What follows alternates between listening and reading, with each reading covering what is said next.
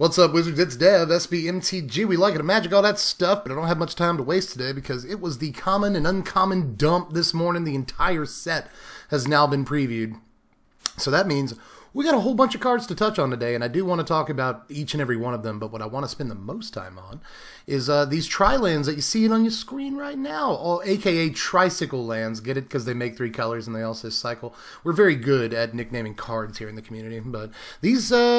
question is, I guess, are these good? And the short answer is yes, but I do have a lot more to say about them. These were previewed like right after I uploaded the preview video yesterday. Really, it was like while I was uploading the preview video. So that felt bad. But now we get to sit back and think about all the stuff we've learned in the last, 18 hours since we saw these cards. So kind of pool all the knowledge together and give it to you.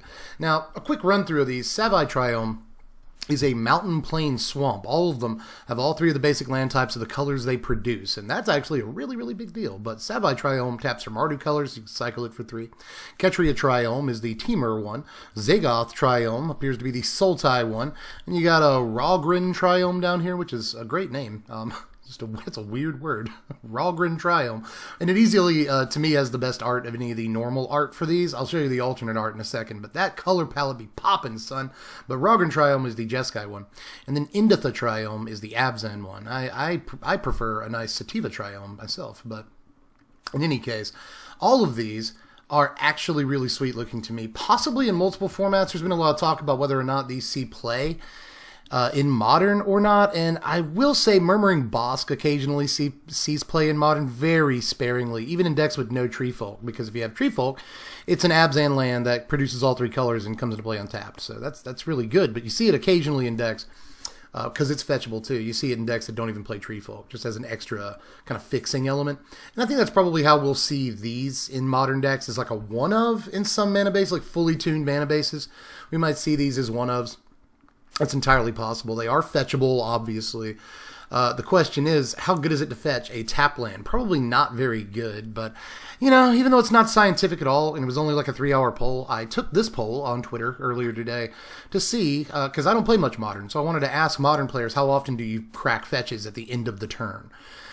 Which isn't to say that as long as you crack fetches at end of turn, you might as well go get a tapped one, because there's plenty of times where you crack a fetch at end of turn and then cast something, right, with your 1 mana that you've just fetched up. But still, I think that if you are fetching these up at end of turn, that greatly reduces the opportunity cost of playing them in your deck to begin with. So they might see one of Modern play just for being fetchable, but very, very specific decks that want to play these.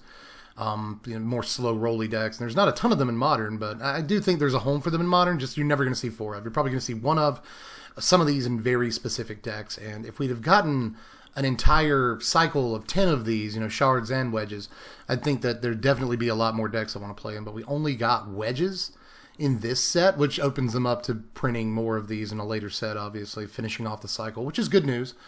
But when it comes to standard play, I just want to dip out of Modern, because honestly, I think that debate will rage until we actually start seeing, the Modern format develop in this season. I really don't know that I can predict anything in terms of Modern when it comes to whether or not these see play, but I heavily am sort of weighted towards the side of yes, some of these will see 1-of play in some tuned mana bases. But anyway, I've repeated myself enough. Let's get to Standard, format I know a lot more about and can speak with slightly more authority on. These do a fair amount of things in Standard. First of all, they let you play castles untapped because they have basic land types, or just land types.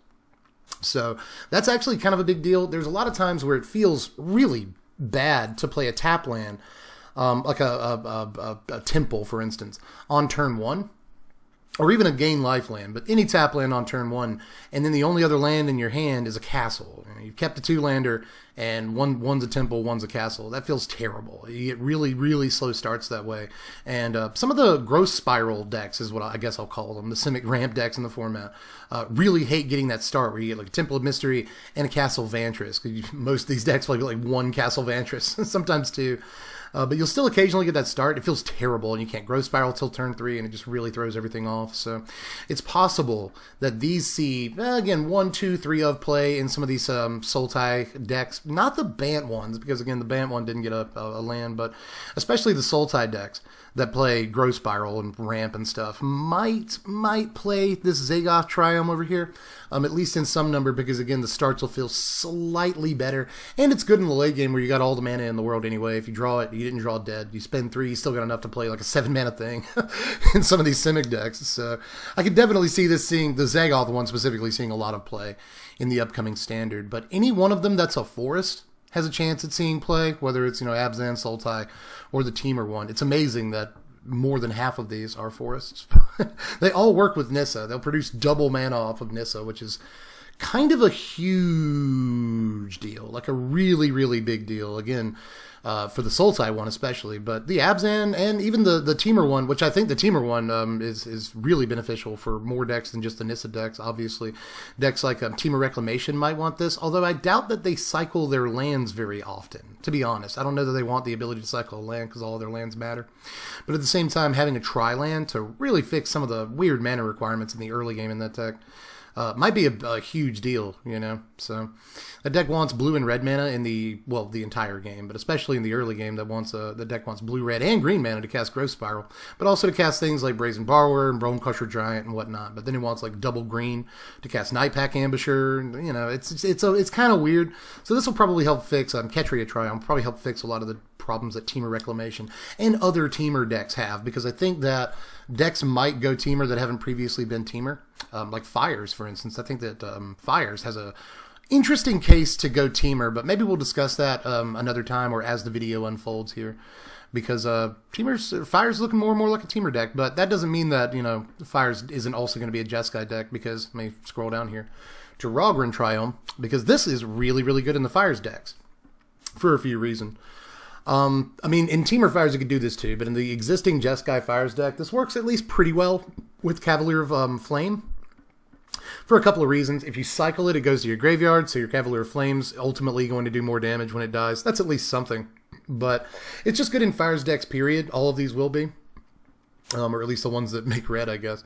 Unless you're playing 4 or 5 color Fires, which these facilitate, I suppose. But that's, again, a conversation for another day. But if you're playing Jeskai Fires, these are really sweet, because if you have a Fires out and you draw one for the turn, it allows you to spend your mana to draw a card. But, to actually cast spells that you might draw with it, you don't have to spend mana because you have Fires out. So it's another really good mana sink for the Fires deck. So that seems a little slightly busted. This works with other stuff in Standard. Like randomly, this works with Dread Presence. The Swamps do at the very least, and then the Islands will work with Mu Yan Ling when she gets her ultimate. So that's at least something to think about. That's not bad at all. But ultimately, we played the cycling dual lands from Amonkhet. We played the heck out of those. So I imagine that we'll play 3-color cycling tri lands. They do cost 3 to cycle, whereas if I remember correctly, Amonkhet duels cost 2 to cycle, but I might be misremembering that. Either way, the cost, if there is a cost difference, which I think there is, if there is a cost difference, then that might make a little bit of a difference, but I highly doubt it. These will almost certainly see a fair amount of play in Standard, because we're in a Standard right now where, I guess unless you're playing against Mono Red, which is a very heavily played deck in the format, but for the most part, you're not going to get punished too much to playing tap lands anyway. We see a lot of castles and temples, and even occasionally these life gain tap lands in Standard. So it wouldn't surprise me at all. These don't really help aggro decks, like literally at all, but especially in the ramp decks and the more control-y, slow-rolly decks, or again, even decks like Temur Reclamation that are effectively like late game sort of combo-y ramp decks. All of those are not really punished in any way for playing tap lanes in the early game, so I imagine that you might still run some number of temples to fix your draws. That's very important in those decks, but at the same time, you'll probably run 1 or 2 of whichever the pertinent Triome is to. So I just don't think you're getting punished that much in a lot of decks in Standard right now for playing tap lanes in the early game. And if you draw them late, they're great. So pretty sweet. Cycling 3 is not like an incidental cost. That's actually a pretty high cost, even in the late game, especially if you want to cast whatever you draw off of it. But still, it's cycling is cycling, and tri-lands are tri-lands. So these might have seen play if they didn't cycle, if they're just tri-lands. So reprints of the tri-lands and they had basic land types, that would probably, but let's look at the alternate art in case these arts weren't cool enough for you. Here's all the alternate arts, and I've heard some people ripping on these, but I love them. I love each and every one of these, but specifically, Inditha Triome, Ikeria Triome, and Zagoth Triome look freaking incredible to me. I want all of these. I especially want the Zagoth and Ikeria Triomes. Those look so incredible. I don't know how you could rip on those. Those look amazing to me. But anyway, look at these little flame butterfly moth things into the Triome. That's the color palette. Oh my god! How do you not like these? But either way, both cycles have amazing art. I especially like Ketria Triome and Rogren Triome here, but into the Triome and Zagoth Triome look nice too. And I guess I like the pop of color that they used in the palette here on Savai too, but whatever. Function of the cards is cool. If you play Savai, you get to play Pride Rock, so that's pretty nice. But we'll move on to the other land that got spoiled. Actually, multiple lands kind of got spoiled because we got to see the life gain tap lands. They're in this set too. We got to see all the basics, so whatever. But Bonder's Enclave is probably a commander staple forever. It's just a land that taps for a colorless, or you can pay 3 and tap it and draw a card. Activate this ability only if you control a creature with power 4 or greater. A lot of commanders are power 4 and greater. But even if your commander's not, you probably got a couple of Deuterinos in your deck that'll get to power 4 or greater. So there's just really not that, again, there's not much loss of opportunity cost. There's just not much, reason not to play this in a bunch of commander decks. And even in some standard decks. Because obviously, any of the green decks that play big dudes, questing beasts and upwards, or even like Hydroid Krasis, probably don't mind having this. We've seen incidental play of Blast Zone as a one-of in ramp decks. We've seen incidental play of Field of Ruin as a one-of in ramp decks. And although Field of Ruin is very good, we've also seen incidental play of Labyrinth of Scophos in control decks. All of these usually as one-ofs. And this might take the place of one of any of those, I guess, in some of these decks. Although I think Field of Ruin is still a good card for killing castles and whatnot.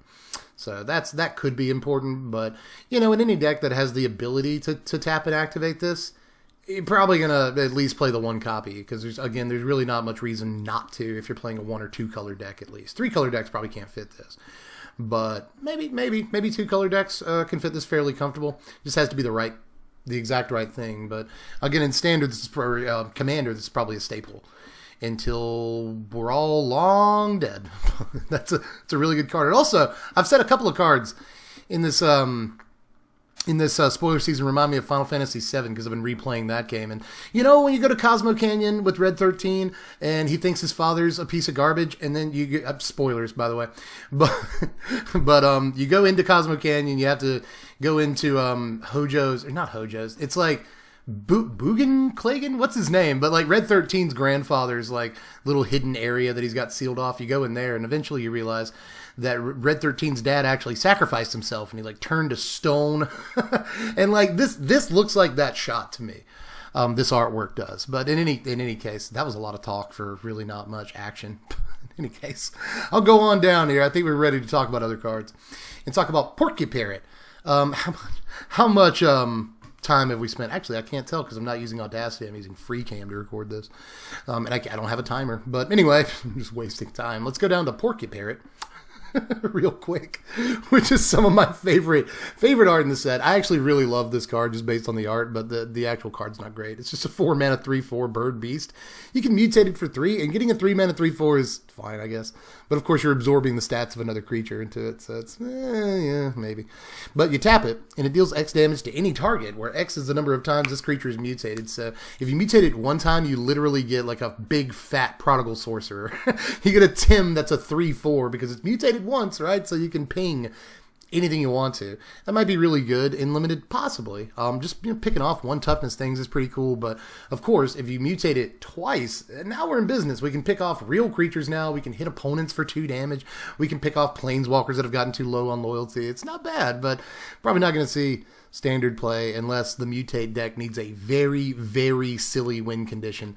We might be just the channel to do it, but let's move on to easily the better card of the non-lands spoiled late last night, and that's Easy Prey. 2 mana, 1 and a black for an instant. Destroy target creature with converted mana cost 2 or less, and it cycles for 2. This is actually a pretty good Magic card, in my estimation. We don't really have a lot of instant speed. 2 mana removal in mono black right now. And this takes out like a fairly wide spread of things, like all the creatures that the green ramp decks play in the early game at the very least, all their mana dorks, but more importantly, all the stuff that mono red plays in the early game, right? Literally every creature they play in the early game, even their Anax sometimes if they don't have any other permanents. So, this could actually be No, actually it doesn't. For some reason I was reading power. I caught myself there. So, yeah, this don't kill Anax, but this will kill Robber of the Rich and Fervent Champion and Scorch Spitter and a bunch of other stuff. Rimrock Knight, there's a lot of stuff. This will kill in the mono red deck, and at instant speed, that's pretty good because a lot of our 2-mana mono black removal is sorcery speed right now. And, you know, if it doesn't have a purpose, which it very well might not, you just cycle it. It's not even dead in, like, control matchups, where your opponent almost certainly doesn't have a target for this. Still, not dead, you know? You can either use it to kill their wall from Birth of Melodus. You could do that if you wanted to. This kills any token, by the way. This kills Hydroid Krasis, so it does have a real, actual target against the ramp decks. I mean, actually a fairly sweet card right here. And again, if it is dead in any situation, it's not actually dead. You just cycle it away against control decks and stuff. It's a good card. Easy Prey is a good Magic card, but I will move on here, and I'm going to try not to give you motion sickness looking at some of these lands here. Oh, these swamps are sweet. I haven't really looked much at the basics, honestly. These basics aren't great, actually. I won't spend much time on this, but a couple of these swamps are cool. I guess this island is cool on this row. That's not bad. I guess this island on the far right's not bad either, but as usual, planes don't look... Well, actually, these top planes look amazing. That's a good-looking planes kit. But anyway, let's move on. We got all 10 of the life gain lands and Evolving Wilds, so that'll help in Limited. But let's move on to the rest of the stuff from today. Now, there are some random rares and good cards mixed in with this stuff, but we'll get to them as we get to them. First of all, Springjaw Trap is just 1 mana for a common artifact with Flash. You can pay 4 and tap it and sack it to deal 3 damage to any target. So for a total of 5, you get an instant speed kill it thing in Limited at the very least. This is a 1 mana cost artifact with Flash, though. And there's been a lot of times where I've just really been scraping the bottom of the barrel in artifact decks for 1 cost artifacts, right? So, maybe, but I highly doubt it. But any deck that's strapped for removal can play it in Limited, so that's good. But Sleeper Dart is 2 mana for an artifact. When it enters the battlefield, draw a card. You can tap it and sacrifice it to have target creature freeze until its controller's next untap step. Or really, target creature doesn't untap until its controller's next untap step. I should just be able to say freeze, and you know what I'm talking about, but not everybody will. This actually looks great. This looks really, really good to me. I think that it's better than things like, Guild Globe. Unless you're really, really trying to fix your mana. It's probably better than Guild Globe. It might be better than the Golden Egg. If you need a little bit of life game, Golden Egg is good for that. But there are a lot of games where this is going to effectively gain you more life, in air quotes, than Golden Egg will, because it'll stop a 3 or 4 or 5 power attacker from attacking. And that ain't for a total of 2 turns. And that's actually probably worth well more than 3 life. So this is likely standard playable in the decks that are looking for artifacts.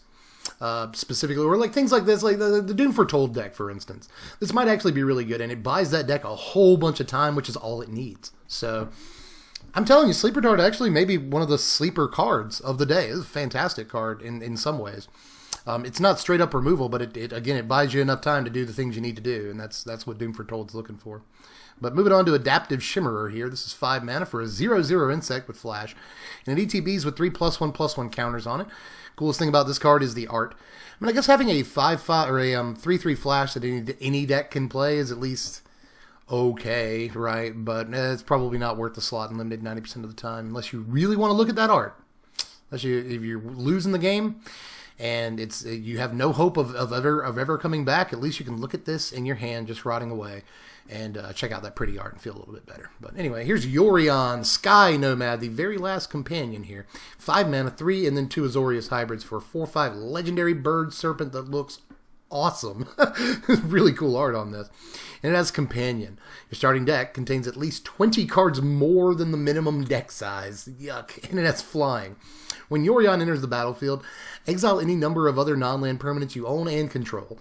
Return those cards to the battlefield at the beginning of the next end step. So this doesn't work with or against Agent of Treachery, and that kind of sucks. But the companion on this just really irks me. Technically, if you really want to get down to brass tacks, this is the easiest one to play. It's the easiest requirement to fulfill. And what's interesting about it is you're playing 80 cards in your deck, but you know for a fact that you're going to draw. Again, I don't know if you could hear it, but there were air quotes around that word. You can you'll always be able to quote unquote draw Yorion Sky Nomad on turn 5 most of the time, provided you have the lands. So I really cannot stand playing more than 60 cards. It gives me the nervous sweats. I hate the idea of it so much. Conventional wisdom, obviously, is that you want to play as few cards as possible. You always play the minimum cards so that you're more likely to get to your good cards, right? So 80 cards is so much. If it was 10 over the limit, maybe, but I still doubt it. If it was 5 over the limit, I might be able to talk myself into it, but 80 cards is so much. But so many people are going to try to do this. And there's so many cool, like, enter the battlefield triggers you can repeat with it and stuff. So you can blink it. Once it's in the battlefield, you can blink it and repeat its enter the battlefield trigger, which in turn repeats all your other creatures into the battlefield triggers. Like, it might actually be a non-companion, just main deck card in the blue-white Thassa deck that blinks, Agents of Treachery, and elite guard mages, charming princes, and stuff like that. It could just naturally go into that deck because it doesn't really have a whole lot of good 5-drops other than like Cavaliers. So maybe, it could go in there, but I don't think anyone's going to be doing the companion on this other than very cheeky YouTubers like myself. So, I wouldn't suggest trying to make this your companion because 80 cards is so many cards. It's so many cards. In any case, let's move on to a couple of other rares, and these look very interesting to me. This first one looks downright dangerous. I have a cough. Don't worry. I'm totally okay. It's just when you talk for a long time, it builds up. But anyway, Titan's Nest is 4 mana, 1 in Sultai colors for an enchantment. It's the Sultai enchantment of this cycle, I guess. At the beginning of your upkeep, look at the top card of your library. You may put that card into your graveyard. Here's the thing.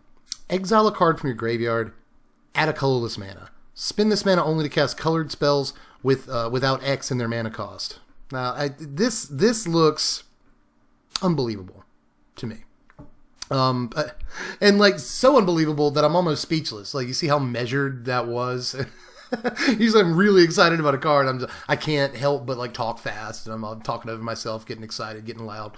But this one is one that I'm actually a little bit more reserved about because it's straight dangerous in decks that can sink their entire deck into their graveyard. There are decks in Modern and Legacy that do that, so this might actually see some amount of play in there because the ability to cheat this kind of mana is just unfreaking believable. Yeah, you only get colorless mana. Yeah, you can't play X in the casting cost. Yeah, you can't play Eldrazi with it because it has to be spells of color. I feel more comfortable saying that than colored spells.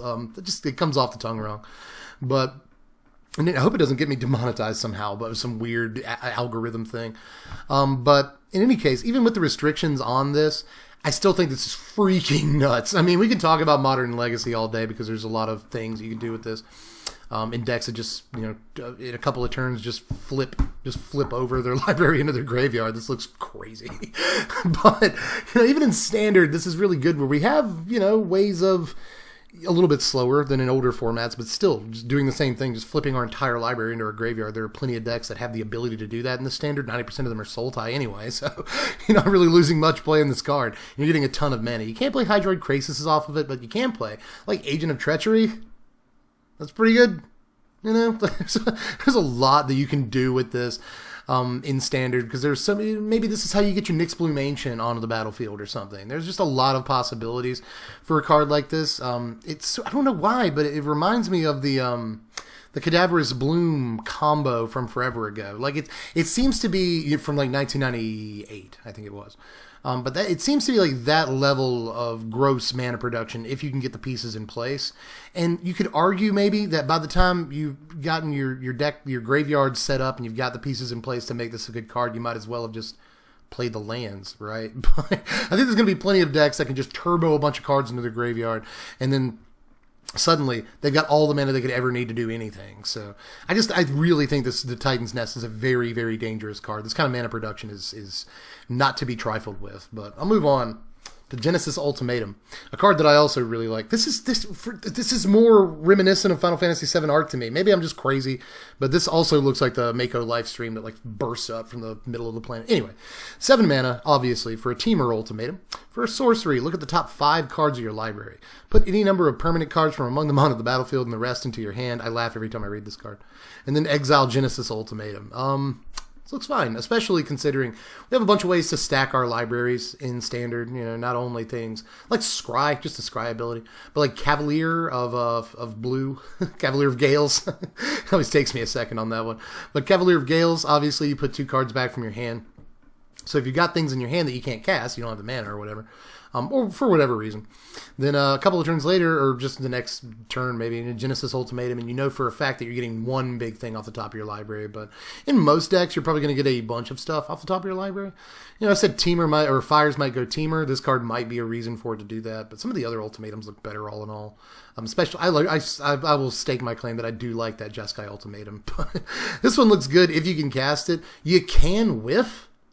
That's bad, right? And it requires you to get permanents, right? But hey, it might pay for itself a little bit. You know, you get like 2 lands off of it untapped.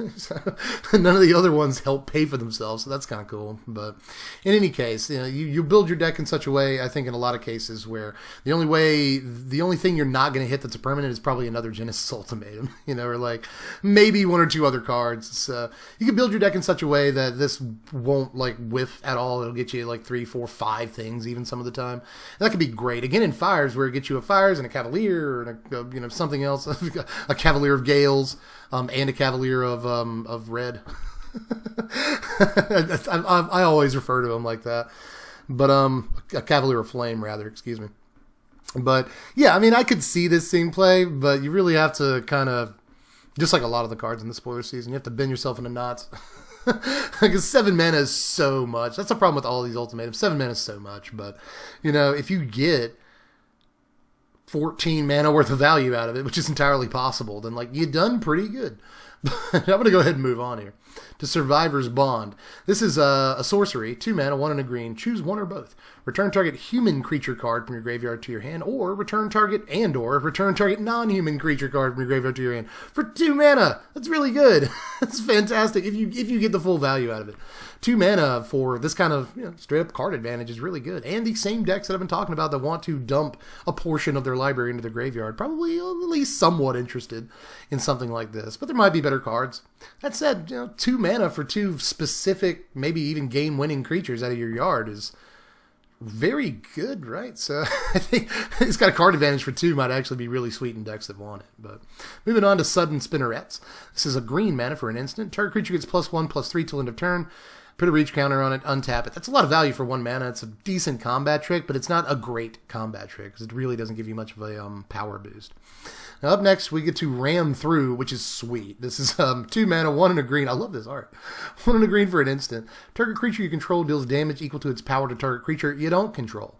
If the creature you control has trample, excess damage is dealt to that creature's controller instead. So a removal piece for the Trample deck, which is looking more and more like a fun deck. Honestly, I really want to play the Trample deck. It looks like a great budget thing. This is a sweet piece of removal. You know, we saw the red removal piece with basically it has Trample the other day. You know, any damage spills over to the player. And this is really neat, you know, just usually it wouldn't work this way, but being able to leverage Trample in this way is actually really, really sweet, especially combined with Trample Guy, who allows you to, you know, get through with your Trample creatures as though they weren't blocked. You just deal damage straight up to the opponent. So added to, you know, a little incidental damage from this here or there, that seems great. And it's not even a fight effect. It's just your guy punches their dude and their guy doesn't punch back. So I don't know. I actually really, really like this, again, in very specific decks, but yeah, I don't know. There are a lot of creatures that incidentally have Trample in Standard right now, so maybe, but I doubt it. I'll move on to Plummet. You know what this card does. 2 mana instant, destroy a creature with flying. Maybe the best Plummet art we've ever seen. I really, again, the color palette on this is incredible. But moving on to Ivy Elemental. This is X and a green for a 0/0 Elemental that enters the battlefield with X +1/+1 counters on it. So you combine this with the Ozolith, right, and you sacrifice it, and you put all the counters on the Ozolith, you put them on something else. Is how you probably want to work this. But I generally don't like creatures like this. We've seen a million times in the past that have, you know, a color in their casting cost and then X, and their power toughness is equal to X, because you're always going to be getting it like an under curve kind of card, right? You don't want to pay 4 mana for a 3/3. That's bad. You don't want to pay 6 mana for a 5/5. That's also not great. So you're always under the curve on these. But one good thing about this, especially in Limited, is that it works nicely with mutate creatures. It can be mutated onto, and it basically just adds its power to the mutate pile. Right. Because it's got a bunch of +1/+1 counters, and that actually might be a good enough reason to play it in Limited. But moving on to Humble Naturalist. This is 1 and a green for a 1/3 human druid. It taps for a mana of any color, but you can only use that mana to cast a creature spell. That's good, though. Like, that might be standard playable right there. Again, and especially in decks that want to mostly cast creatures. You can't cast Nissa off of this, which might really hurt, especially for the time being, until Nissa rotates. Because pretty much every green deck that plays Ramp Dudes wants to be able to cast Nissa. And hitting this on turn 2, but still having to wait till turn 5 to cast Nissa, like, that feels pretty bad. But there's tons of creatures that this could cast at a discount. And a lot of decks that are, 3 colors that, or even more colors, that might want to play something like this just to fix their mana. So I like this card, but I'm not sure how much standard play it sees right now. But it is a fairly powerful card in terms of, commons that we've seen in this set. But moving on, we'll get to Honey Mammoth. They missed an opportunity to have a Honey Badger in this set, but maybe the Honey Badger meme is just too old. So we're going with Honey Mammoth here. This is 6 mana, 4 and 2 green for a 6/6 elephant. When it ETBs, you gain 4 life. That's a fine deal. No standard play. Maybe some sparing limited play. Helps you beat the more aggro-centric decks and gives you a big body. So I don't hate it, but Greater Sandworm is 7 mana, 5 and 2 green for a 7/7 worm, and it can't be blocked by creatures power 2 or less. It also cycles 2. I believe this is a reprint, but I might be wrong about that. I just feel like we've seen a very similar creature to this if this isn't a reprint, but it might be. Either way, it's okay. It's just fine in Limited. If you're looking for those giant green creatures to top out the curve because you got some mana production like Humble Naturalist, for instance, this is actually somewhat playable. And if you never get to it, or if you don't think you're going to get to it, if you need an answer before you'll ever get to it, then you can cycle it. That's not bad. Flycatcher Giraffe is up next. It's a sweet creature type too. 5 mana, 4 and a green for a 3/5 Antelope Lizard, and it ETBs through your choice of Vigilance or Reach counters. So that's something. That's fine. I guess 5 mana 3/5 is at least passable stats. And if you need to emergency give it reach to block a flyer, that's good. That'll happen in Limited a lot. And then Vigilance is at least an okay ability, and then from there you can adapt. I was going to say adapt it. You can mutate it. Excavation Mole is up next. This is 3 mana, 2 and a green for a 3/3 mole with trample. It enters the battlefield. You put the top 3 cards of your library into your graveyard. So in Limited, it's going to feel some graveyard strategies that are sort of tangentially available in this set for certain colors. And it has trample, so not only does it, fit into the trample is a thing Limited decks, but it also mutates well. So kind of a good little all-around creature here with a decent stat line for its mana cost too. So I like it, especially at common.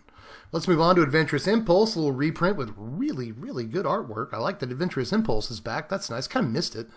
But, who knows if it'll see play this time around. I guess we don't have Once Upon a Time anymore. It got banned. So maybe Adventurous Impulse actually sees play to sort of shore up those decks that are looking for early game creatures and combo pieces and stuff. But let's move on to the red stuff from today. Here's Spell Eater Wolverine. This is 2 mana, or 3 mana, 2 and a red, for a 3/2 Wolverine. And it has double strike as long as there are 3 or more instant or sorcery cards in your yard. That's okay, especially in draft. I think it might be tough in Limited in Sealed, to get 3 instants or sorceries in your graveyard until the very late game. But in Draft, where you have a little bit more control over this is a great card for these at spells decks. So I do like it there. Rumbling Rockslide is 4 mana, 3 and a red for a sorcery that deals damage to target creature equal to the number of lands you control. It is removal. You'll play it in Limited, but aside from that, you'll probably never see this ever. Raking Claws. Actually, let me say this about Rockslide. Let me just say this real quick before I move on. Because I'm a jank lord and I have to say stupid crap like this. But let's say you have a True Fire Captain or some other creature that whenever damage is dealt to it, that damage is dealt to a different, you can, put that damage on a different target. So True Fire Captain is the best example in Standard, I think, that we have right now. So let's say that you have some kind of land or some kind of really stupid deck that tries to get all the lands out and then points this at its own True Fire Captain and then points that damage at the opponent. It could happen, but it's dumb. Raking Claws. Let's move on. It's 2 mana, 1 and a red for an instant. Target creature gains double strike till end of turn. Cycles for 2. This is amazing. This is like a Teamer Battle Rage, basically. That cycles in case you don't need it. Like you just got swept and you're not going to need it anytime soon or something, you just got your side of the board wiped, then boom, just cycle it, whatever, it's fine. You get a creature or something. This is great. This is a really good card. I'm not sure that Mono Red plays this really because it has Embercleave, and that usually, if you're attacking with 4 creatures, amounts to a Teamer Battle Rage that stays on forever. But, I could see like 1 copy of this in Mono Red instead of like an Infuriate. This maybe, possibly, but I doubt it. You can use Infuriate to, go above a shock or some other removal spell. You can't do that with this card. But I still think there's something to it, y'all. I mean, Maybe the feather decks want a card like this. It's possible, right? Because you can just get double strike to something every single turn. That seems okay. So, I don't know. Anytime you see Team or Battle Rage, you expect it to see some plays. So, maybe in the Dreadhorde Arcanist deck, maybe we're going to do some stuff with it. Anyway, I'm going to move on to Pyroceratops, which I want to just be called Pyceratops. I think they missed the opportunity to just call it Pyceratops. But anyway. Pyroceratops is 4 mana. 3 and a red for a 2/3 trample. It's an elemental dinosaur. Whenever you cast a non-creature spell, you put a +1/+1 counter on it. So it's kind of like that other thing. What, Spellgorger Weird? I think it's not strictly better because it costs an extra mana, but it has trample.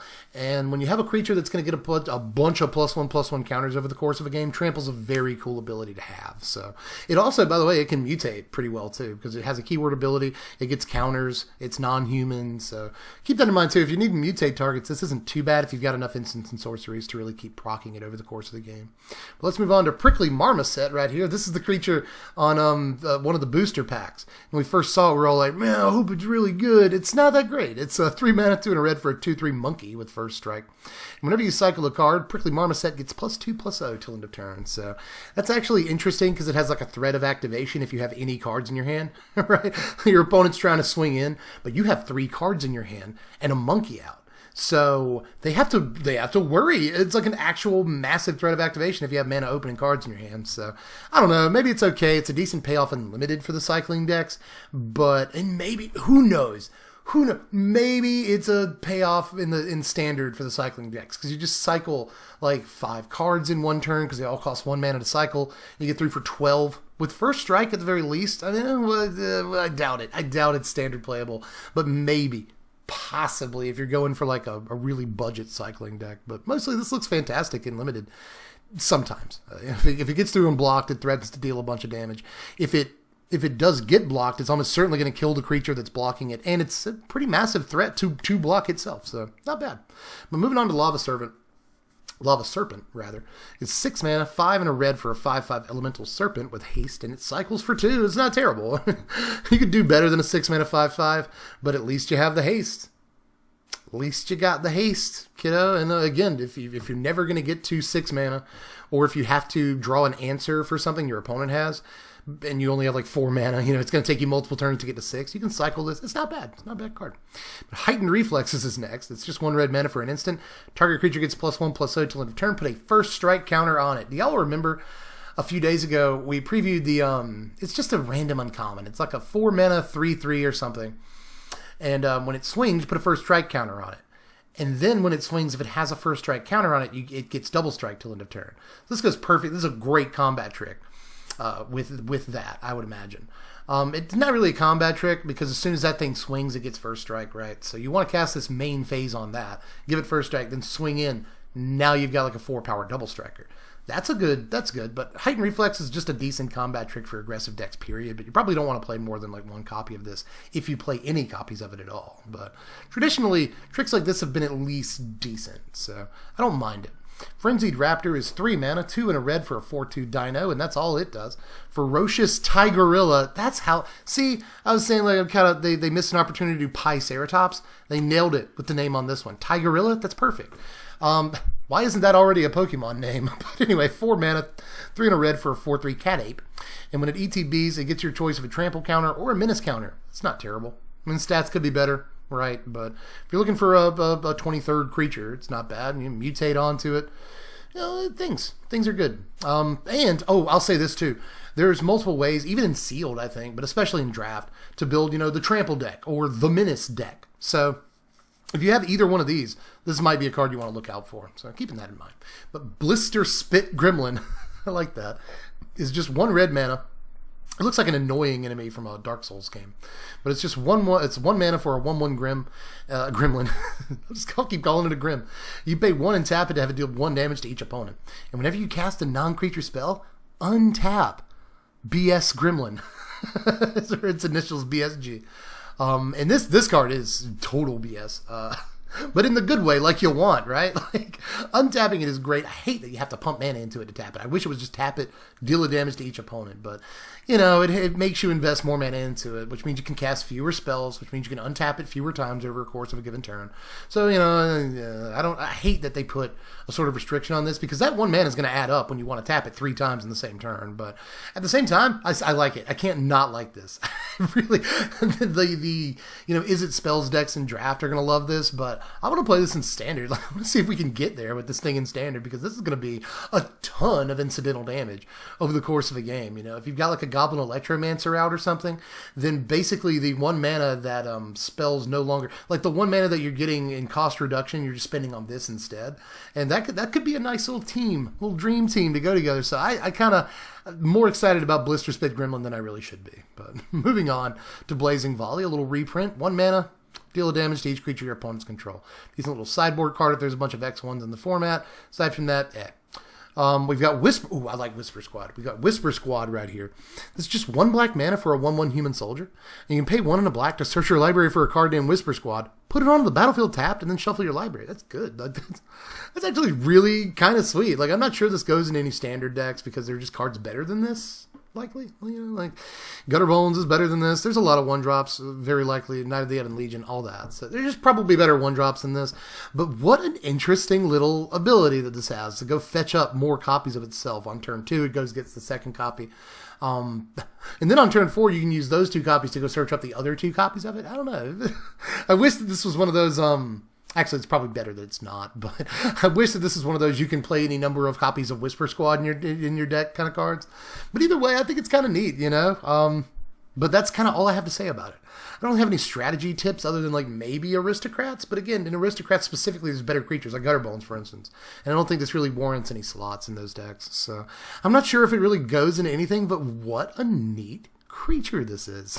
I really like Whisper Squad, but I wish I had a reason to like it. It's just a really unique ability. We don't see this much. It's like a Growth Chamber Guardian, sort of, if you look at it sideways. But I like it. I like it. Anyway, Unlikely Aid, another reprint right here, a little combat trick. Creature gets +2/+0, gains indestructible. Good combat trick. Unexpected Fangs, another combat trick. 2 mana, both, you know, 1 and black for an instant. Put a +1/+1 counter on and a lifelink counter on target creature. Well, this might not win you every combat interaction, but it's still good. Lifelink counter is great. I think 2 mana might be just worth the lifelink counter in a lot of limited games. Lifelink is a very good ability in limited. But anyway, here's Suffocating Fumes right here. This is 3 mana. For an instant, creatures your opponents control get -1/-1 till end of turn, or you can cycle it for 2 mana, so that's decent, but not great. Serrated Scorpion, just 1 black mana for a 1/2. I like this thing too. It's a Scorpion, and when it dies, it deals 2 damage to each opponent. You gain 2 life. I kind of like it. I actually don't think this is like a great. I wish it had Death Touch. Scorpions have Death Touch, right? Right? But in any case, I don't think it's actually that limited playable. I especially don't love it in Sealed, where, you know, 1 mana 1/2 is not worth playing in your deck, and not affecting the board when it dies isn't actually a great. It's not really a great dice trigger. 2 damage to an opponent, you gain 2 life. Not a huge deal, especially when there aren't a whole bunch of things that proc off of life gain. And even in Standard, where there are things that proc off of life gain, this is probably still bad. But I really, in just like a straight up, you know, I played the mono black 1-drop deck on camera about a month ago now. It had 15 swamps in it, 15 lands. And it actually won a bunch of games. That was a really fun deck to play. And this might be a decent 1-drop in it, where you're just trying to, like, count to 20 as quickly as possible. It's not bad. And, like, if you have 2 of them out, it's actually pretty decent sweeper protection, because your opponent sweeps the board and takes 4. You know, I really kind of do like this card more than I should, because it's not a good Magic card. But especially in, you know, really, really, really low to the ground mono black decks that are looking to only play 1-drops, I kind of think it might be playable, but that doesn't make that deck good. Right, so let's move on to Night Squad Commando. 3 mana, 2 and a black for a 2/3 human soldier. When it ETBs, if you attack this turn, you get a 1/1 white human soldier creature token.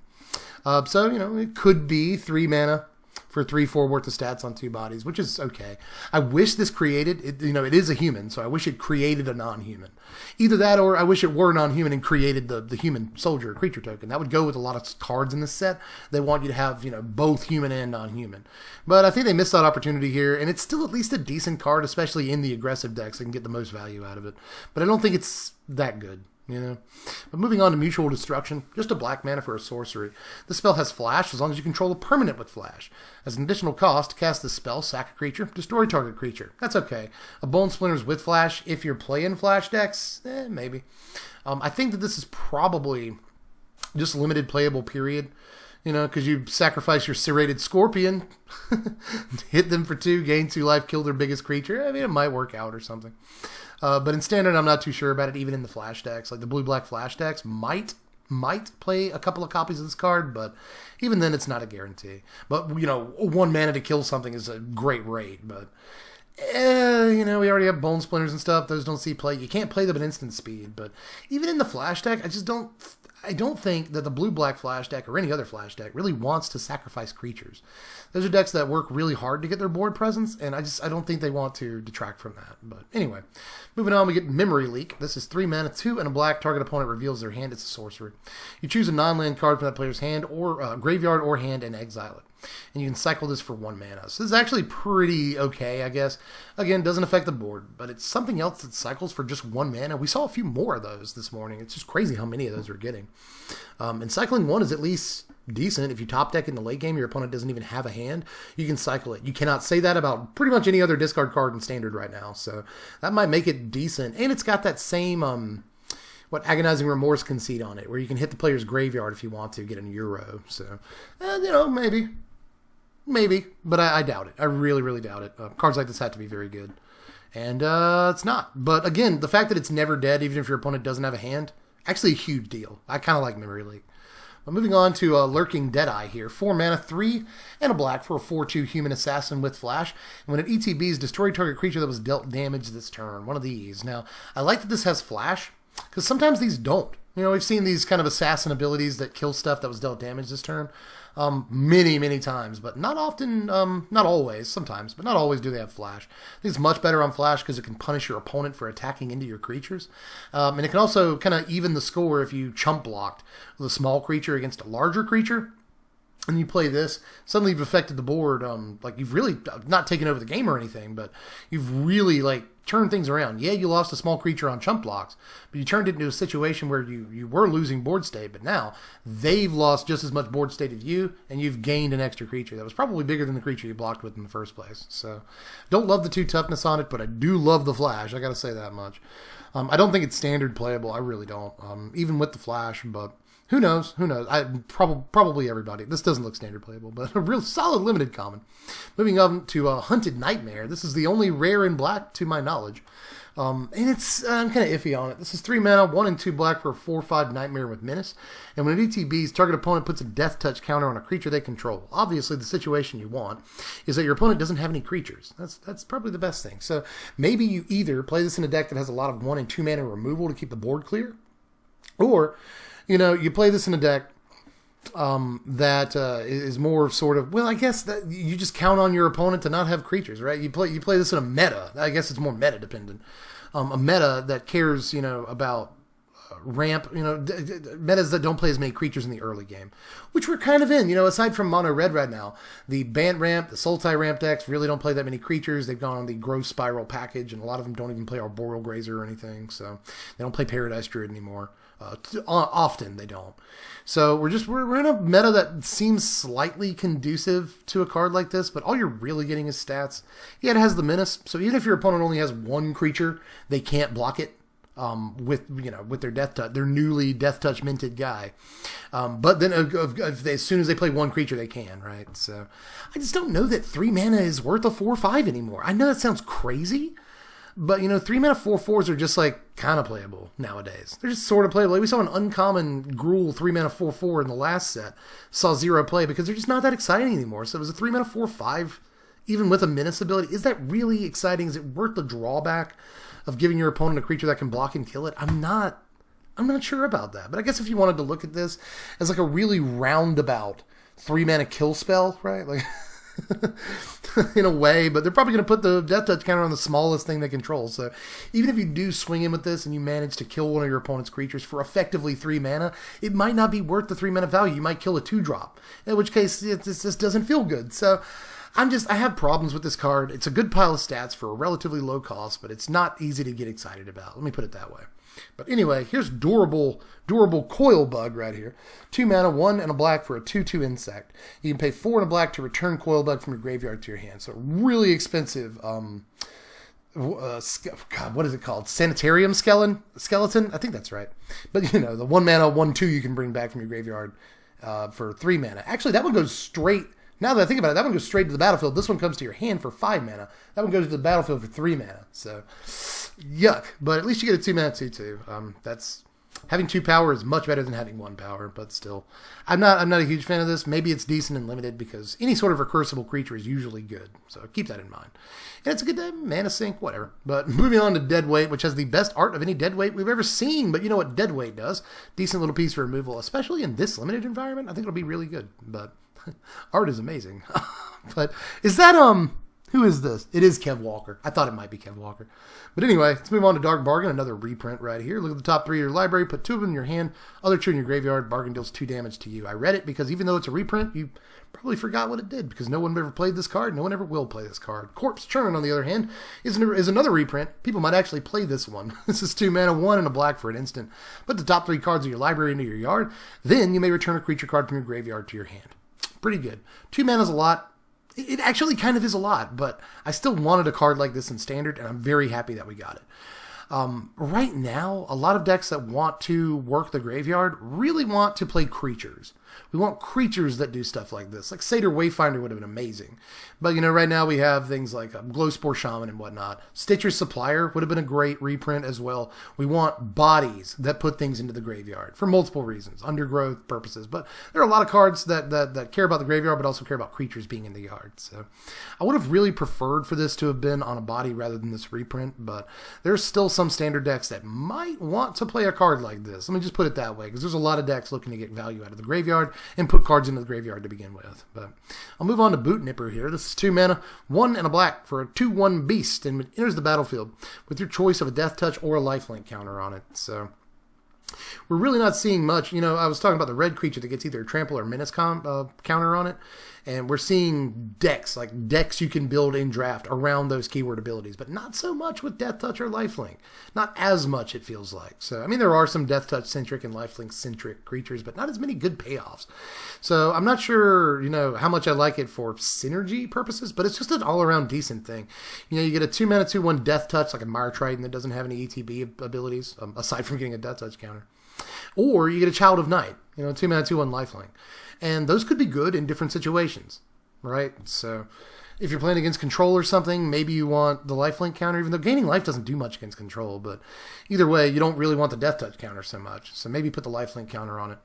But if you're playing against aggro, you could put either one on it, and it would be reasonable. So, I don't know. I mean, I like 2 mana, 2/1s sort of as like 23rd creatures, you know, as like fillers in Limited. So, the fact that this gets a Death Touch counter sometimes, really fantastic. I think that's probably going to be the counter you put on it most of the time. But Lifelink, also pretty good in a lot of limited situations, as I've said in this video. So, I actually really like this creature.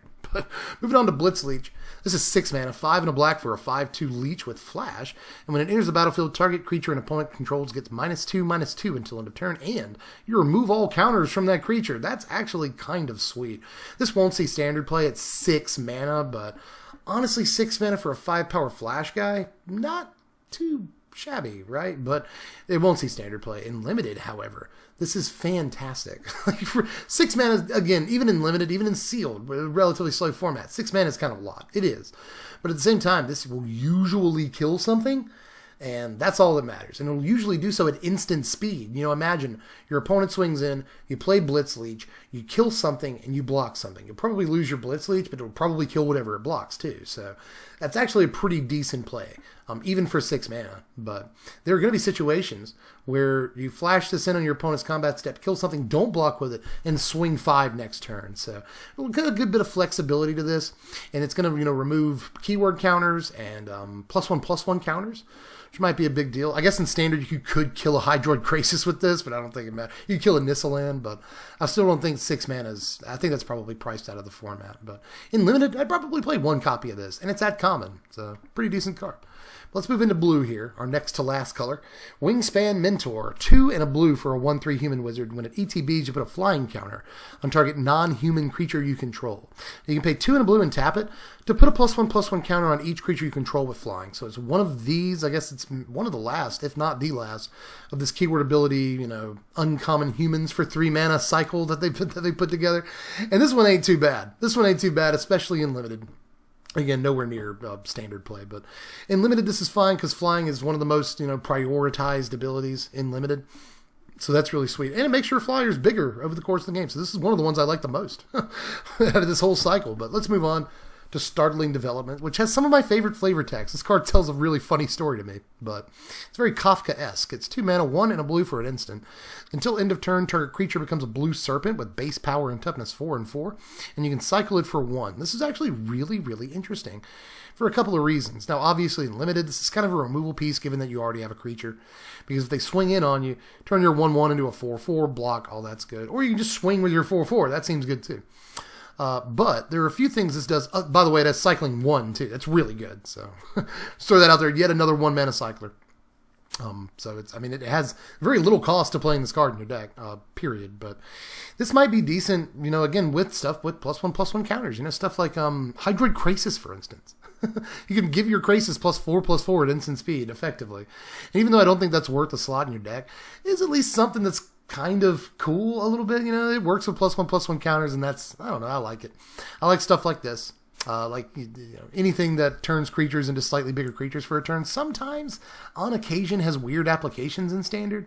We might be looking at that, but I doubt it. This is very much just a limited card, and I'm not even sure how playable it is in Limited, but cycling 1 goes an awful long way in my mind. But let's move on to the rare that you see on your screen. This is Mythos of Illuna right here. 4 mana, 2 and 2 blue to finish off this Mythos cycle. It's a sorcery. Create a token that's a copy of target permanent. If green-red was spent to cast this spell, instead, create a token that's a copy of that permanent, except the token has, whenever this permanent enters the battlefield, if it's a creature, it fights up to 1 target creature you don't control. So I do like this, but I'm not sure how playable it is. But I might be very, very wrong on that, especially if Fires of Invention does go Teamer. This looks like at least a decent card for it. But what I'm most interested in is decks that already play Quasi-Duplicate. And there are a couple, There's the Simic deck that plays 1 to 2 copies of Quasi-Duplicate. And there's a Teamer deck that could easily fit a copy of Quasi-Duplicate for a couple of reasons.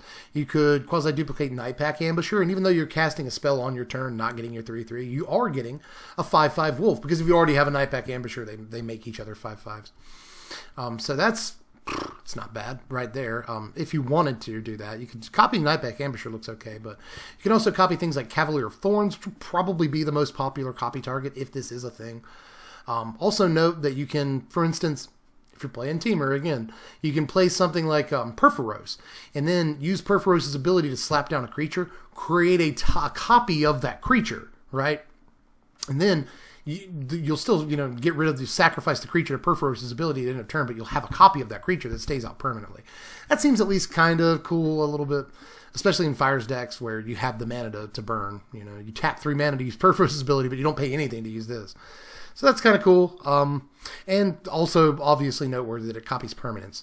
So you can copy, non-legendary artifacts, non-legendary enchantments, which might actually be a huge deal in the upcoming format. So there are a lot of really cool things you can do with this, but I just don't know if a clone ability is going to be good enough, especially at 4 mana. Spark Double isn't good enough to really see real Standard play. See some Arena play, obviously, but it doesn't see like real top table Standard play, and Spark Double is likely better than this because it copies creatures and planeswalkers, just like this does, but it doesn't matter if they're legendary. But being able to copy artifacts and enchantments, huge. In Standard, maybe, but especially in formats like Commander, where you don't have a whole lot of options for just copying permanents. So this might have a ton of relevance in that format. So just keep that in mind. I haven't really talked much about Commander today, and this might be a really good one. Plus, the fight ability, first of all, the best thing about this is you don't have to get it. You don't have to pay Teamer mana for this. You probably still feel okay about it. But if you do pay Teamer colors for it, then, you know, copy that Cavalier of Thorns, kill something, almost certainly kill something on the other side of the table. Seems really powerful to me, so I'm not ready to say the card is bad. There's a number of applications, but Quasi-Duplicate might just be better. It might just be a better card, because you get to cast it twice. But moving on to Mystic Subdual. But it doesn't copy permanents. Quasi-Duplicate doesn't, so being able to copy permanents might be a huge deal. But anyway, Mystic Subdual, right here, is 2 mana, 1 and a blue for an aura with flash. Enchants a creature. The enchanted creature gets -2/-0, loses all abilities. That's kind of neat. Losing all abilities is pretty sweet. And it's a pretty decent little defensive tool, in a way. Mostly for limited, but especially like if you throw it on a giant mutate guy with a bunch of abilities, yeah, that seems good for a limited foil there. But, you know, at the same time, I'm not sure how good that actually is. But moving on to Hampering Snare here. This is 1 and a blue for an instant. Creatures your opponents control get -2/-0 till in turn you cycle it for 2. So I like to look at this as kind of a fog effect, honestly, that it's actually decent in standard a little bit, you know? Like this might actually make a huge difference, even against like Embercleave decks, because obviously giving a creature negative power affects both times they get to hit with Embercleave a good bit. So, you know, in Turbo Fog, this might actually be a playable card. In the cycling deck in Standard, this might actually be a playable card for, again, buying yourself a little bit of time. So I don't want to count this card out. I actually think in a weird world, this might end up seeing some amount of play, but we'll see if we're in that world or not. We're moving on to Gust of Wind, though. This is 4 mana, 3 and a blue for a sorcery. This spell costs 2 less to cast if you control a creature with flying. Return target non-land permanent you don't control to its owner's hand and draw a card. That's actually pretty buff, man. Like, I don't mind that at all in the flying deck. It's getting so many good tools in this set. I don't think this sees 4 of play in the standard flying deck, but it might see 1 or 2 of play in the standard flying deck. This does effectively the same thing Brazen Borrower does without really affecting your side of the board ever, and I don't know that I like that, but this draws you a card, and 2 mana, bounce that thing, draw a card. That's really good tempo. Like, that's fine. It's basically Teferi's ability, isn't it? Except it's non-land permanents and not just creatures, artifacts, enchantments. So, I don't know. I mean, it could maybe possibly be playable. I love the spread of permanent types it can hit. So maybe if it cost you 2 mana, it's worth it. And even if it were an instant, it would be worth 4 mana on some turns in some games, right? If you just got swept, it might be worth it, but still, I want to try out like 2 copies of this in Flyers and report back to you before I really make a judgment on that. But it looks good to me. But Glimmerbell is up next. Really, really cool art. This looks like a role-playing game boss. 2 mana, 1 and a blue. A lot of creatures do, don't they? Like Frostvale Ambush next. That guy looks like a Final Fantasy boss. But Glimmerbell is 2 mana, 1 and a blue for a 1/3 elemental jellyfish. Cool types. It has flying. You pay 1 and a blue and untap Glimmerbell. That makes me nervous. Take a little sip. Haven't done that all video somehow. But for some reason, just being able to pump 2 mana into this and untap it makes me super nervous, especially for decks that can make all of the mana. Literally, there are some commander decks that make all of it, infinite mana. And there might be a combo where untapping this is just like unfreaking believable. It does something crazy for you, right? So I'm not counting this guy out either. A 2 mana 1/3 flying isn't super exciting, but it's got like a pseudo form of Vigilance 2, so that's not bad. There are a bunch of creatures you can mutate this onto that you might want to untap because they have like a tap, activated ability. So there are things, y'all. There are things with Glimmerbell, I'm telling you. But I'm moving on to Frostvale Ambush. 5 mana, 3 and 2 blue for an instant. Tap up to 2 target creatures. Those creatures don't untap during their controller's next untap step. Cycles for 1. So this costs way too much mana to cast naturally. 5 mana, even at instant speed, is so much to freeze down 2 guys. But cycling 1 makes up for a lot of transgressions on a Magic card. Moving on to Frost Links. You know what this does? It's a reprint. Freezes down a creature when it ETBs. And it's a 3 mana 2/2. That's actually surprisingly good in a lot of situations. And now it has really, really good art. I love this art for Frost Links. But up next is Facet Raider. This is 2 mana, 1 and a blue for a 1/2 human wizard. You pay 1, tap it, and draw a card, then you discard a card. So, hey? Well, I guess you can't mutate Glimmerbell onto this because it's a human, but, or whatever. I guess you can't mutate it anyway because neither one of the creatures actually has mutate. But in any case, this is a Merfolk Looter.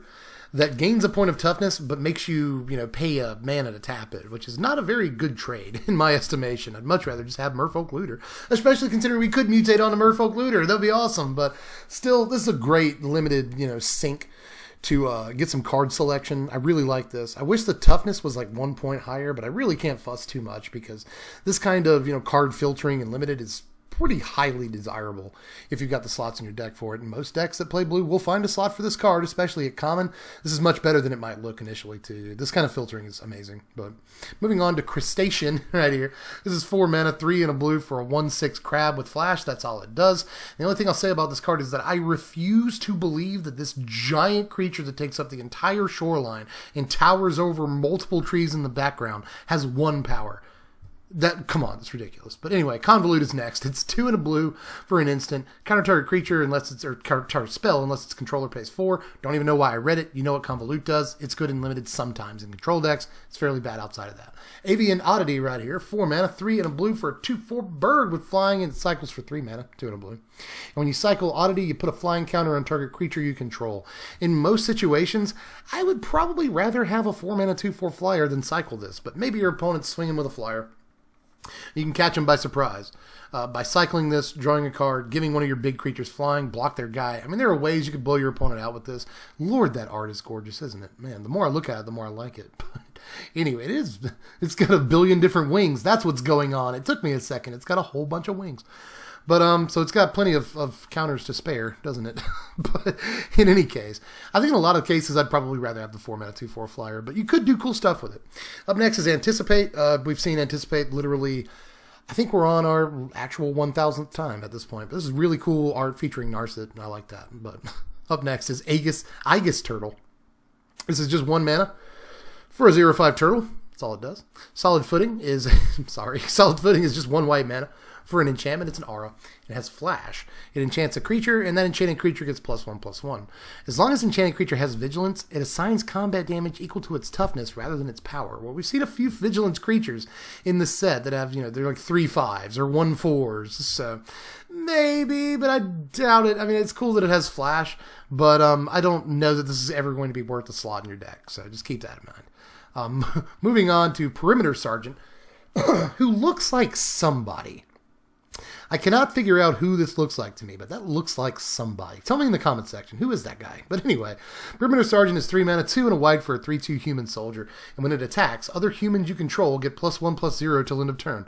Pretty good in draft if you can draft up like a whole humans deck. And like there's a possibility you might be able to do that. So it's at least, it's like a Bell of the Ball. Remember that? You remember that card? Anyway, it's like a Bell of the Ball that works with humans. So, it's probably not good. But anyway, it might be, again, in very aggressive humans-based decks, this is probably a card you want in draft. But up next is Main Serval. This is 2 mana, 1 and a white for a 1/4 cat with vigilance. I was just talking about 1/4 vigilances. So you slap that Solid Footing on this bad boy, you go 5 power attacker with vigilance? Maybe, but I doubt it. Honestly, just a 2 mana 1/4 vigilance looks okay in this format where it's going to block an awful lot of stuff in the early game. I'm talking about limited again. But also you can mutate stuff onto it. So that's not bad. But up next is Light of Hope. This is subtly one of the best cards of the day. This is just one white mana for an instant. Choose one. You gain 4 life, destroy target enchantment, or put a +1/+1 counter on target creature. That destroy target enchantment mode for just 1 mana, it makes it actually very good in this format. Just that, right? Just that. Mystic Repeal was a card that a lot of people were excited about and still shows up in sideboards to this day. And this isn't necessarily 100% better than Mystic Repeal, but it's probably better considering that it has such a wide spread of options on it that I could actually see running this in the main deck. I almost never want to choose the gain 4 life option. It's not going to be worth a card in that case, but if you are playing it in your main deck, you end up running up against mono red or something. You can either kill their Anax with this, or if they don't have an Anax, you can gain 4 life to try and get back in the game, buy yourself a turn or something. So it sort of looks like main deckable a little bit to me, because destroying enchantments is good enough against Wilderness Reclamation and Fires and, Anax and a buttload, just so many other important permanents in the standard right now. So, and by the way, if you don't need to gain 4 life or destroy an enchantment or something, then putting a counter on a creature, not great for just 1 mana, but It's okay. And it will occasionally save a creature from a removal spell or a combat interaction or something like that. So I think this is probably, possibly standard playable. Just possibly. And for what it's worth, the art is absolutely gorgeous. I really like the pops of pink and purple that we see in the art direction in this set a lot. I don't know if you've noticed it, but there are so many pink and purple pops. Not just on the two cards right next to each other here, but on a lot of cards in the set. They've used pink and purple to sort of accentuate more earth tones and lighter colors like white, and even accentuate colors like darker colors like black. We've seen pink and purple, and I really like that as in terms of art direction. But in any case, here's Imposing Vantasaur right here. 6 mana, 5 and a white for a 3/6 dino with vigilance and cycling 1. It cycles for 1, so I think it's at least okay. It's at least fine, you know. Big old butt for toughness. Something in limited. It's fine. But let's move. Oh, we're almost done. Let's move on to Divine Arrow right here. I believe. Is this a reprint, or does it just have a very familiar name to me? I'm not quite sure, but 2 mana for an instant that deals 4 damage to an attacking or blocking creature. You'll play it in limited. Day Squad Marshal is 4 mana, 3 and a white for a 3/3 human soldier. And when it ETBs, create a 1/1 white human soldier creature token, so you get 4 power worth of stats on 2 bodies, all of them human. Again, this goes in the humans decks. In any sort of Anthem effects that you have, like the one we just saw, you know, for humans. This is probably at least decent with, but I'm not liking the humans deck. Although there's a weird dichotomy in limited here, where the paradigm seems to be, I'm going to play humans and go wide, or I'm going to play mutate and obviously not go wide, but just try to build up 1 or 2 ridiculous creatures, right? But you got decisions to make, like, oh, humans is starting to go wide on me. Do I now start trying to match their board presence by going wide, not mutating my creatures, or is it worth the chance to mutate my creatures? This is a really interesting little, you know, play pattern that I can see emerging in the limited environment that I kind of like, but still, this card's at least fine. That's all I really have to say about it. This card's fine. But Coordinated Charge is 5 mana, 4 and a white for an instant. Creatures you control get +2/+1 till end of turn, or you can cycle it for 2. It's a bad card, folks. But I guess in in these humans decks that go wide specifically, have a lot of tokens, this could be your win condition, but it's 5 mana is so much. It's 5 mana is so much. But I guess you can cycle it, whatever. But I feel like every time you cycle it, 3 turns later, you're going to wish you didn't. Just keep that in mind. But the final card of the day and of the set is Blade Banish. And the Wanderer shows up randomly in the art. Cool, right? I love that it just stumps this monster like a tree stump. Right into like a Tool song. It's 4 mana, 3 and a white for an instant. Exile target creature with power 4 or greater. That's removal. It's removal and limited. It's exile. You'll play it. And honestly, it exiles stuff with power 4 or greater. This just gets rid of Euros and Croxes forever. So maybe it's standard playable, but I doubt it. 4 mana is so freaking much. But that is it. That is all of the cards from Ikoria, Lair of Behemoths. If you've missed any of the spoiler videos, make sure you check out the channel and go back and look through all the spoiler stuff, because most of the videos aren't necessarily like this. This is a little slapdash with the screen recording and all, but check out anything that you haven't seen yet. Go through the back catalog if you want to. Subscribe to the channel if you haven't done it yet, because the content isn't just spoiler season, y'all. I feel like the better content is right after spoiler season, where we do top 10 sleepers, top X cards in the set. We start doing deck techs. I'm really excited to get into the lab, which I've already started, but really excited to really get into the lab on Arena as soon as that's possible with this set and do some really cool stuff. I've got a lot of janky ideas and a lot of really competitive ideas too. So subscribe to the channel for all that. Deck techs, sort of long form, funny, slightly more scripted content in the deck techs, but we also do gameplay here on the channel. So we literally do it all. You have no reason not to subscribe. So do that, hit the bell for notifications, like the video if you liked it, check out the Patreon if you really want to support me in the best way possible, the way that, actually pays my bills. Support me on Patreon so I can keep doing this. $1 a month is all I ask, and you'll be able to vote on what decks we do this season, all throughout the season. So $1 a month is a pretty good price for that. Literally $3 to vote on decks until the next set, right? 3 months. $3. Not a bad deal, honestly. But aside from that, I like this set, like a lot. I really, really like this set. I'll expand on that in a later video, because I don't want you to just be looking at Mythic spoiler forever at the end of this video, but I'll expand on that later. But just basic thoughts. I really, really, really like this set. Just the cut of its jib is really sweet to me. I think there's a lot of like big Timmy creatures that aren't actually that good, to be honest. And there's a lot of cards that look better than they actually are. I'll put it that way. But in terms of flavor, creature types, even the mechanics, I think Mutate is a really interesting mechanic. I was just on Twitter the other week talking about why can't you bring back the meld mechanic. Meld was so cool, and they effectively did that. We can fuse creatures together now, and that is so cool to me. So like, I do really like this set in terms of flavor, design, art direction, all that. So, but I'll expand on that on a later day. Just let me know how you feel about the cards from today and the set at large down there in the comments section. I will catch you cats later. I'm Dev from The Place. Thanks for watching, my wizards. Spread love and be kind.